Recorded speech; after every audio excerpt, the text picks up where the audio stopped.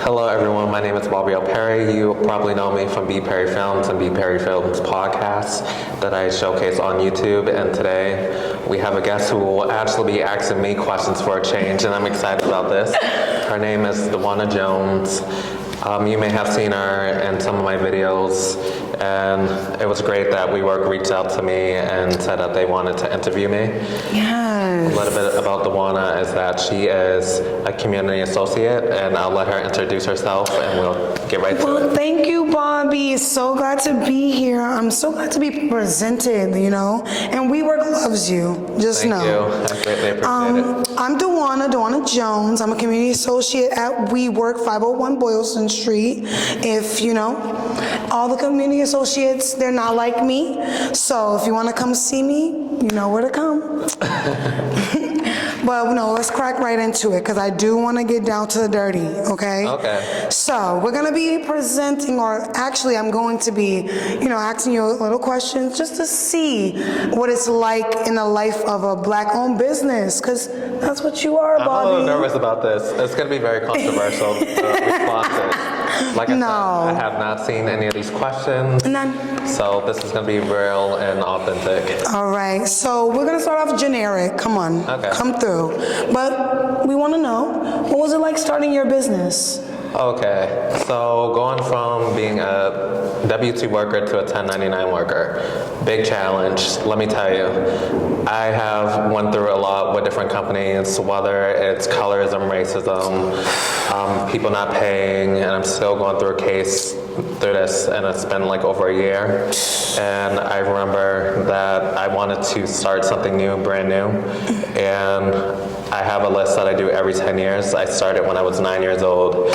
And I would have like a list of maybe 5 to 10 things that I have to accomplish within that time frame. So when I turned 20, I said by the time when I hit 30, I'm gonna do these things.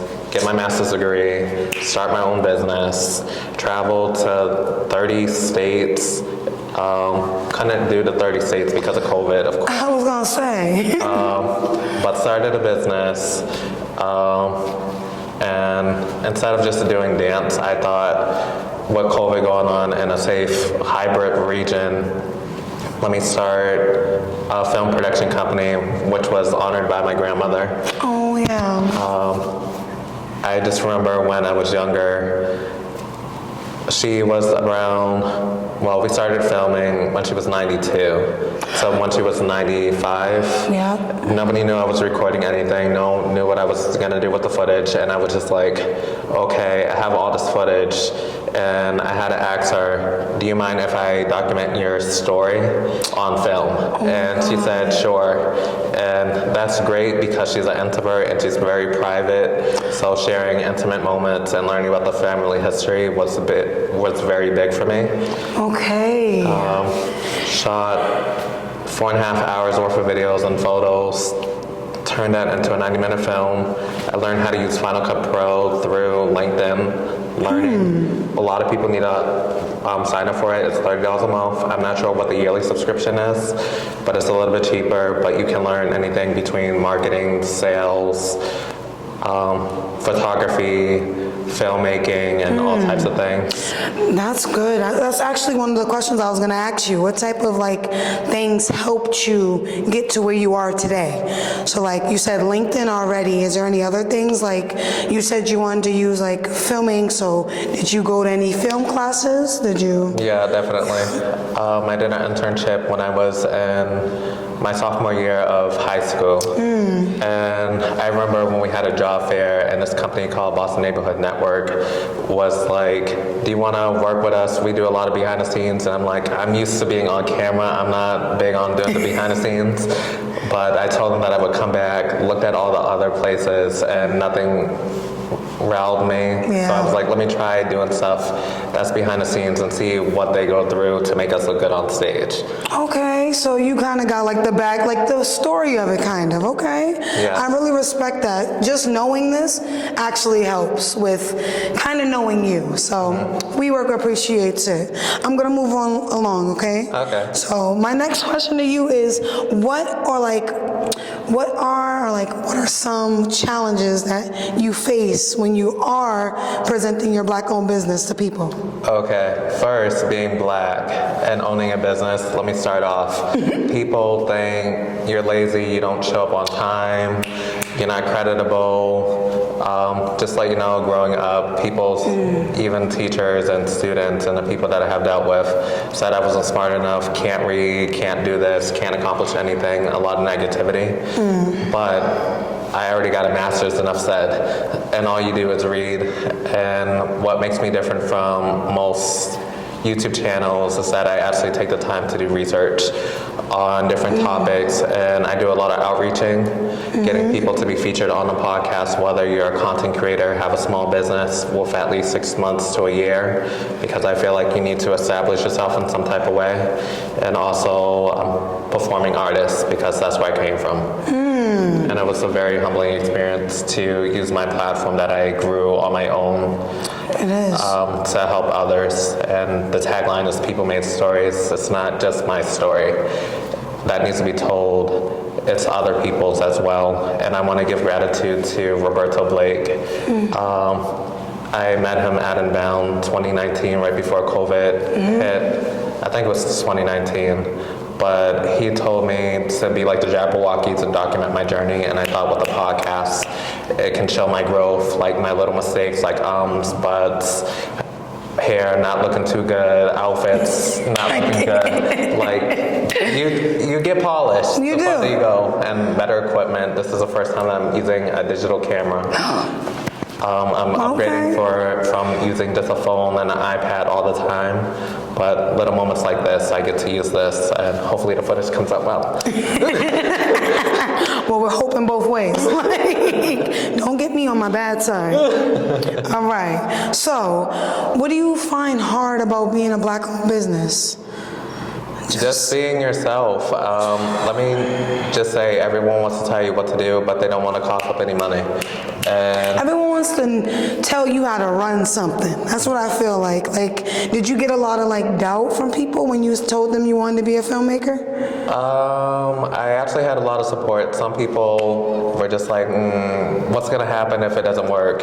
And you don't always think that way. You just keep pushing and pushing. And thankful for this business, I offer a lot of services, whether it's making a film, ads, trailers, for anything that's web series related or documentaries. That's a stream. You got the podcast, which is not too intense except for the editing and making sure that people arrive on time. That's an issue sometimes. I was people gonna say that they're bigger than what they are, but I believe it doesn't matter how established you are, you take that opportunity, whether you're a small channel or a big creator, because all the stuff can go away in a heartbeat. blink of an eye. We already know this with COVID and all that stuff. So during COVID, what did you do? Did you go to classes, or were you pushing more content on your YouTube? What were you doing? So I was working for a company. Okay. The company that I mentioned that didn't pay me for almost a year, but I can see what pushed you into being a business on your own. Right, and having all the different services and performing arts, getting back into that, and what does it look like during a pandemic. I'm still not comfortable going inside dance studios yet, because there's about 20 or 30 people in a class and there's no ventilation, and if one person gets sick, Everyone in gets sick. that class. So doing online classes to keep myself in shape, whether it's walking, running. Apple Fitness has been great to me. I'm not going to name the dance studio that I go to because I don't want a lot of traffic going there, but I want my own space. And like I said, I offer a lot of services, filming, editing, BPerryFilms Podcast, the web series. Web series coming soon. People Made Stories. Can't wait for that to launch sometime Oh my soon. goodness, we're right in. What else? I got the dance thing starting back soon, so I'm ready to start pushing out content on that. But I need people to keep subscribing, pushing out my videos to give me incentive to keep pushing and pushing and pushing.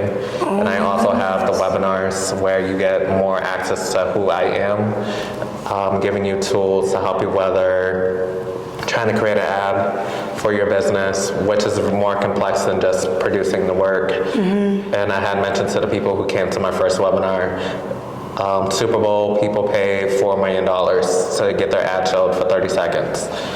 And that does not count production costs. It does not cost the planning, the editors, the green screens, or the dramatic effects, or permits to shoot in certain locations. Jeez. You're looking at thousands, if not millions of dollars, depending on the company. Okay, well, knowing this, that just gave me a little wake-up call. Like, maybe we shouldn't be taking advantage or taking lesser of anyone behind the scenes. Let me tell you, you get what you pay for. If I had this conversation with some people on Fiverr, like even with my graphic designer for my logo, like he was shocked that I gave him so much money for a tip, and I'm just like, well, you did a great job on the first try, and it was great that we had this great connection. Yeah. Where I gave him simple instructions. I was very detailed, and he was very polite. He said you can get 2 revisions, so 4 different logos, and I told him this was perfect. You captured what I was envisioning. Love that. Like I said, be grateful for every opportunity that you get to have. And if you don't value people at a certain level, you're only going to get what you dish. What you dished out, yes. Okay, I believe in that. We believe in that good karma. Stop Definitely. it. Come on. But when did you realize that like filming and like editing and all this stuff, because let's be honest, it's not easy and it is time consuming. So when did you realize that you wanted to do this? Well, you said time, and you know me, I don't really have much time, so when people cancel, it really puts damage, and I try to keep people accountable. I speak about it a lot. I have a podcast about vision and storyboards and my goals and expectations. I don't tell everybody what I'm going to do. I just do it. And some people get envious of what you're trying to do, and they try to sabotage that. So when I say accountable, that's you, the creator, making sure that you have everything organized to a certain extent, making sure that your guest comes in, making sure that they know what the format is, what the flow is, and what their contribution is going to be given to the audience, and the audience just has to show up and watch. There it is. Hopefully they like it. It's okay to get a negative comment.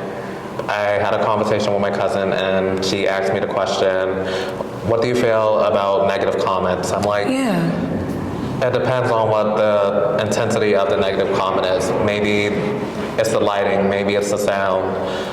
Right now we're in a big space and it has a little bit of echo. I'm not sure how it's going to come out on camera, but we're going to push through it, and hopefully people still are engaged and can look past it. Audio is very important, and the visuals, making sure that everything is relevant to what's going on. And like I said, just having that template that people can look by. And I give everyone a homework assignment. People don't like that term homework, but there's a lot of studying that's involved. I get it. I can't make you look good without you doing coming prepared. Definitely. I would say that's a big part of it. And to be honest, you don't want to waste your time just as much as people don't want their time to be wasted. So I definitely feel you coming from where you're coming from. All right. So what would you say separates you from others? Like, someone could tell me I have a podcast, and like, what would make me want to listen to your podcast? Well, you're a subscriber. What do you look for when you're looking for a YouTube channel? I'm not gonna lie, I'm a clickbait girl. I be clickbait. I'm so into, like, if you're trying to drag me into like, learning about films, and you put one of the old school films on your like front screen, I'm like, I know that movie. I want to know how to do that. I want to know how to cut, edit from this movie. Like some movies that I like are old movies, so I'm like a black and white girl sometimes. Like I Love Lucy, things like Franny the Nanny. Like I kind of like how that was. So when I do watch things, or when I do try to go and find out what our films like, I try to go into that depth, because to start off black and white, I feel like they had it harder. Definitely. Like, you know what I mean? Because it's black and white. How you gonna make someone look good in 2 colors? Right. So when I think of that stuff, I'm all for clickbait, but I'm also for information. Okay, so it needs to be, as soon as I turn it on, it's jumping right into it. Like, all right, this is what I can do. So I think what separates you from other people is you're actually bringing knowledge. Like, a lot of people, I told you, I do like clickbait. Don't get me wrong. I do like me some clickbait. But as soon as I get into the video, I want to feel like I'm being told something that's important, or I'm being told like I understand this stuff and you're basically trying to help me understand. Not more of so like, oh, this was a cool video if we had that we showed on the clickbait and they jump into something way different. You know? That turns me off. That one turns me real off. But like, what would you say like separates you though? For one, I film and edit. A lot of people take the easy way out. Like I mentioned to some people who want to start YouTube channels, they're just like, can you edit this? Can you do this and that? And my response is, I'm not taking any orders right now, personally. I am not in for sale, okay? Me personally, I feel like you should spend 6 months to a year editing your own work so we can understand your workflow and how you want things shot. Because if I personally do all the work for you, it's going to come out like something I did, and it doesn't come off. I was going to say, I never thought of it like that. Also, I do a lot of research. I don't just look at YouTube videos and say, I'm gonna just use that line. I actually read books, articles, things that people put in the past, and just copywriting other people's material. And copywriting, that's a big thing. You have to pay for music licensing, whether it's on Artlist, MusicBed, Soundstripe, audio, just naming a few. I'll put one of my links down in the description for Artlist, what I use for my music. If you're gonna refer to something, use quotes. And if you're gonna use someone's material, reach out to them first to get permission, because you don't want people stealing your work. And some people say, just put a watermark on it, but you can easily remove that. True. I've seen that in most of people's things. Yeah. When it comes down to like copywriting stuff, how do you make sure that you don't copyright? I can't stop you from doing whatever, but there's a matrix in the interface where they can figure out who the domain is to. Kind of like with music, whether here or there. And with YouTube, you get a copyright strike. I'm sure on other platforms too.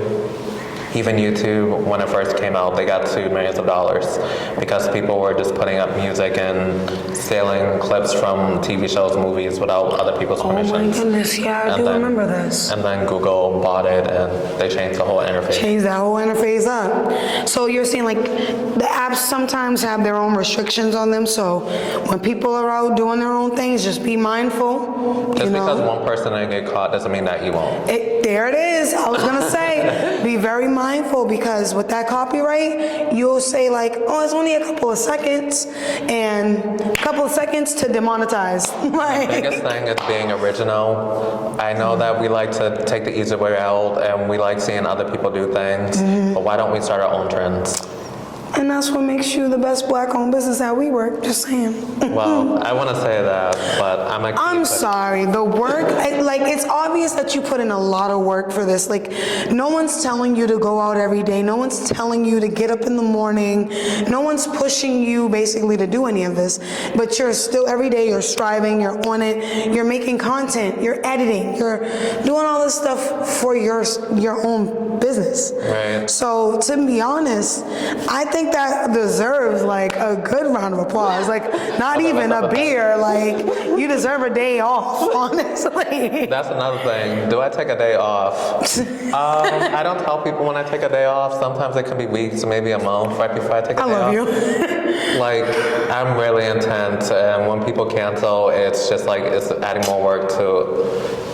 And I don't want to just push out anything random, but yeah, you know, I got timelines, and everybody needs. You have a structure, and I respect it. Like, that's what anyone that's having their own business, they should know to respect. Everyone thinks you have your own business, you can take a break whenever you want. You can to a certain extent, But You heard it here first. But if you want consistency and you want your followers to subscribe and buy your product, you got to show them that you are available. And here's my thing.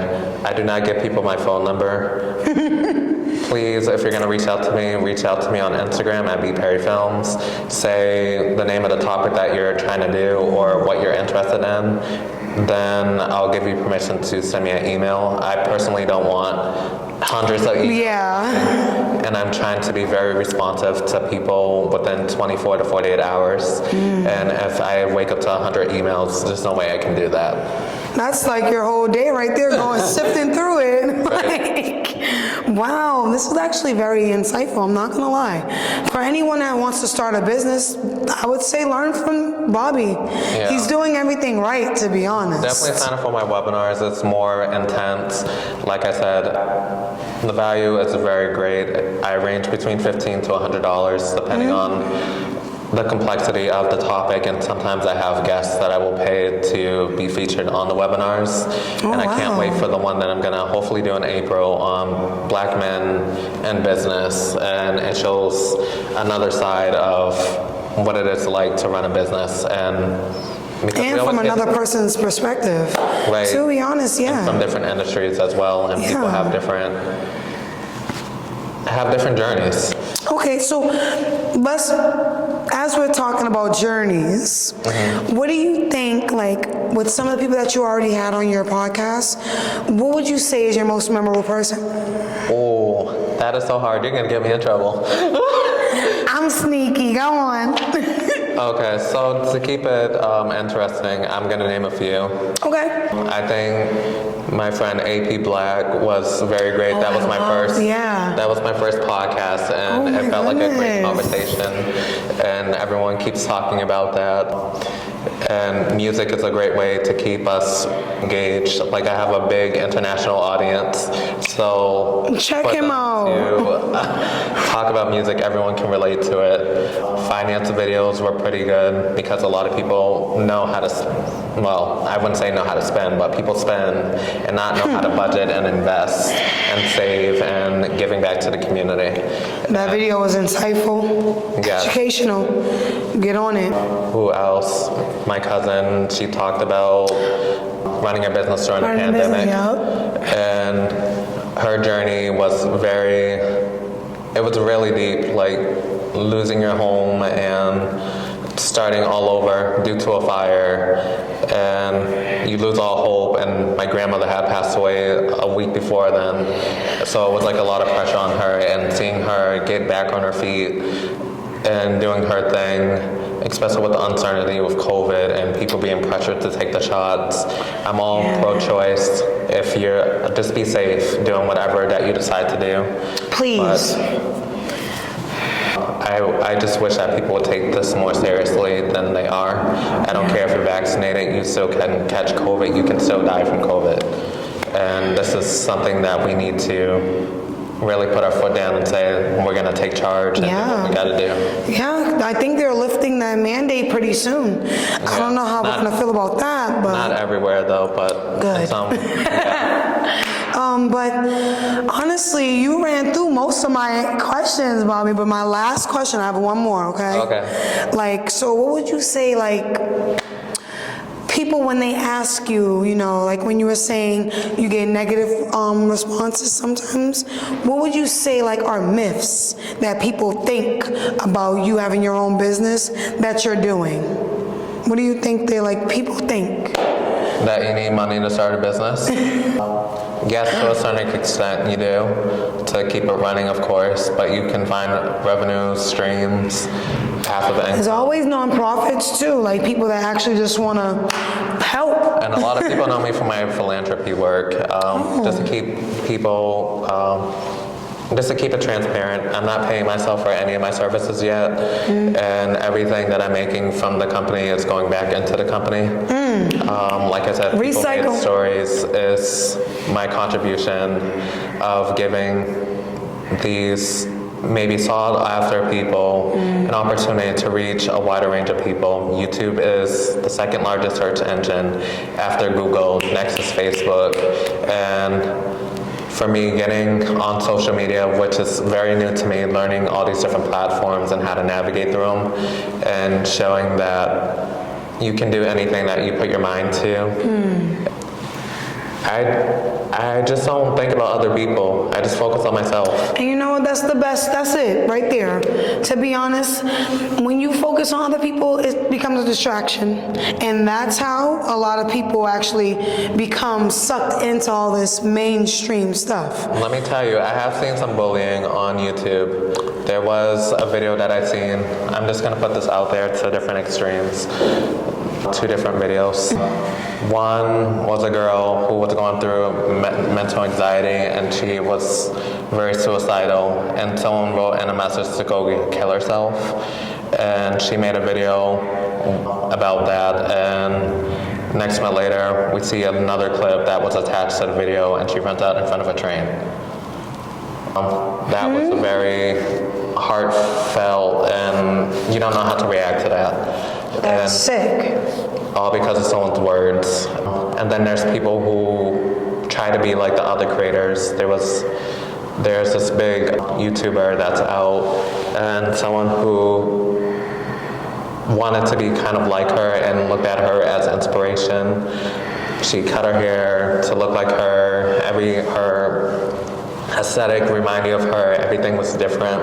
It was just bizarre to me, and she made a video talking about why she unfollowed her and how she was envious of her and couldn't relate to her, and people made reaction videos on that, and they just started bashing her. And I feel like certain things shouldn't be said on the internet. I understand that you feel envious of this person, but don't put your business out there for people to judge you.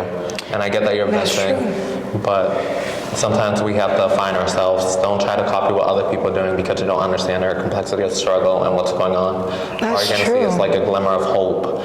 And sometimes these people don't really care for you. Not saying that person, but people in general. Like you would say, like the internet is so big that you never really know if they're supporting you or if they're bashing you. Is that what you would kind of say it's like? Yes, it's more of, don't get envious of other people's successes. Find your own version of success. It doesn't have to do with money. It doesn't have to do with being the biggest of whatever, because you can always fall down.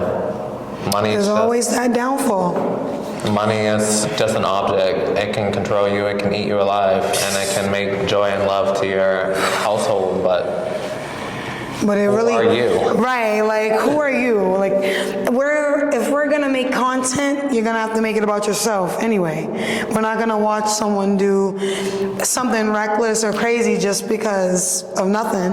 We're gonna do it to see like, oh, is that person okay? Like, you know, like I get what you're saying, and like with the myths behind all of that, like money isn't the answer to everything. And we should know that by now. Because with COVID, it wasn't the answer to anything. So. And pro tip, I organize all my podcasts kind of like a documentary. Like I have, everyone who watches, I tell you what the theme is, I tell you who the guest is, I tell you what's gonna go on, and we hit these 2 to 3 bullet points, and then I close up. And that's my format, simple like that, but like I said, the hardest part is being in front of the camera each day. I don't like looking at the record and I'm just like, oh, this video is too short, I need to make it longer. This video is too long, I need to make it shorter. It gives you too much anxiety. You know? Some topics are going to be longer than others. Sometimes you have guests that want to talk longer than others. Some are kind of timid and don't really say much, and you just try to like nudge them. Yeah, get that out of them. I'm telling you. No, sometimes I really think it is the camera, and you know, cameras add 10 pounds. So really, guys, I'm 150. That's anyway, right. Like, so I definitely understand like having all that anxiety, but like pushing through it and making your business what it is today, Bobby. That's really the goal, okay? And let me tell you guys, I'm only 8 months in, and I'm gonna keep going this decade after decade after decade. And if you put your mind to it, like you already set it out to be, we see no issues with us. We're just happy that you chose WeWork and our space to use it in. Oh, that's a good question. Why did I sign up for WeWork? Let me tell you, I have done memberships. I have done dance classes, working from home, everything from home, and finally getting the opportunity to get outside the house and meet real people. Real people, I'm telling you. It really was. The COVID, like, I feel like with COVID, when it outbreaked, no one knew what to do. It was like this panic, like, oh my God, my office is closing. My business is shutting down. What am I gonna do? And the big question is there going to be another wave? If we stay safe and keep accountable for our actions, and I will keep on saying accountability because a lot of people don't take that. Yeah, a lot of people don't think what they're doing affects is others. Wrong. Right, and being able to be around other content creators, business owners, and a few entrepreneurs, and I'll just say that there's a difference between being an entrepreneur and a business owner. A business owner just has the title of the business, like they're just operating it, but the entrepreneur is in all aspects involved. So I actually like that a lot. So let's break it down for us one more time so we know. Ready? Break it down. So the entrepreneur part of it. fully 100% involved in everything. I'll just say with dance, let me tell you, I'm very intense. Everyone knows who works with me. I don't care if it's a blizzard, tornado, or any type of national desire. We're still showing up to rehearsal because we have deadlines. So we have deadlines. Come on. There's always deadlines, and I'm just, like I said, I can understand if someone has COVID now, stay home for that, but... Please, stay home. Do not. But just showing up and being present in that moment. I also mentioned on my podcast that I do come to rehearsals early, last one to leave. I talk to the costume designers, the lighting crew, everyone who works behind the scenes, and I have a group meeting, making sure that everybody's on the same page because we have to make this look good for the audience and making sure that they leave away with something. Yes. So it's not always about us, it's not always about you, it's about the audience and what we have to give. Wow. And really pushing out that work and showing that we really care for them for that moment. You know, honestly, Bobby, I see you're a great startup. Like, this is something like you've only been going at it for 8 months, and you've gotten from one video to now. How many videos do you have on your Let me YouTube? say, this is podcast number 15, and I think I have 22 videos. 22 videos. 8 months, 22 videos? Bobby. I know it's not as much as most people, but I think quality over quantity is very important. And if I did videos every week, I would definitely be burnt out. Oh, no, trust me, I know. That's why I always tell, even though you're a black-owned business, and I know for handling black-owned businesses, they have it harder. They do. No one wants to fund, no one ever wants to buy, and no one ever wants to, like, promote. And we know this for, like, facts. But for you, Bobby, you've been, like, buckling down on this, coming in mostly every day. Like, this is something that... Even on weekends, Yeah, this is something that you're passionate about. So for me, like, the last question, everyone, I promise. Like, what would you say pushed you to be this passionate? I get advice from my younger self. Let me tell you, I started dance at age 3, went to all performing arts schools, seen the Boston Ballet, and I was like, I want to do ballet too. Same. Got me in ballet, modern, jazz. And when I turned 8, I seen an Alvin Ailey performance, and I was hooked. I'm like, I'm already doing chores. I might as well put on performances at home. I love him. Like, I'm already doing the chores. So might as well dance and sing with it. So I was charging, I know family, you guys keep reminding me, but I was charging $10 for kids and $20 for adults. I was paying for the lighting, costumes, the pole rods for like curtains, everything. He said, I'm gonna do the whole shebang by myself. Like, literally every year I would put on a performance, and yeah, that was my starting point. And I felt like I had to earn myself to get the title of being a choreographer. I don't think I have arrived to that point until I hit 16, and I was doing a lot of philanthropy work, giving back to the communities around Massachusetts, and being able to work with the young adolescents, ages, we'll say 6 to 12, and being able to see that glimmer of hope in their eyes and remembering I was that kid too. And that's I so just sweet. keep reminding myself, be humble, be great, you're doing your thing. Just learn how to take a break. Please, like, that's all I ask is take a break, people. Don't burn out, because when you burn out, that's when your company starts to burn out. Yeah, I think I'm going to take a week off, but no one's going to know when because I don't want people to be flooding my email. He said, hey, what happened to this podcast? Well, the videos I'm batch recording a ton of videos. Okay. So the consistency will be there, but I just won't be working for a week. But You heard it here first, folks. You're still going to get content. Still getting content. So don't even worry. Yeah. Don't even worry. Well, Bobby, honestly, this has been one of the best. I've never done this before, but to be honest, I would do it again. Just because learning about this type of stuff is what we need in the community. We work with people, we stand alongside people, but we never really know what they do. And to know what you do and to know that you started with nothing and you have strived and you have made something out of nothing, this is amazing. You should be like a spokesperson for Black-owned businesses. Hey, WeWork, reach out to me. I would love to be like an ambassador or something. Reach out. Listen, I'm gonna see what we can do. But no, Bobby, it's been great, literally. In the time that I've known you at WeWork, this has actually been good I for know us. we started just about the same time. Yeah, we started about the same time. I came here around November? Nope, August. I was Yeah. in August. But this has been amazing for me. This is the first time that I got interviewed by anyone on my podcast. And this is one of the highlights of my career right now. Oh my goodness, stop. And I just hope to be on other platforms, and hopefully I open up opportunities for other people to do Well, you great know things. what?